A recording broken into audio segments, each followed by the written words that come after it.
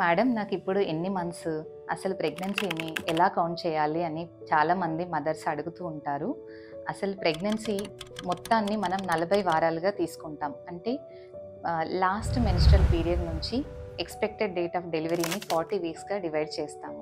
So, అందుకని మనం 1 month అంటే 4 వీక్స్ 3 డేస్ కానీ, 4 వీక్స్ 2 డేస్‌గా కానీ తీసుకుంటాం.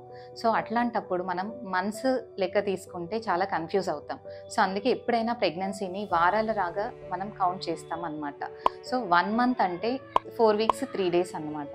సో, ప్రెగ్నెన్సీని ఎలా కౌంట్ చేయాలి అప్రాక్సిమేట్‌గా అంటే 1 మంత్ అంటే 4-5 వీక్స్‌గా తీసుకుంటాము.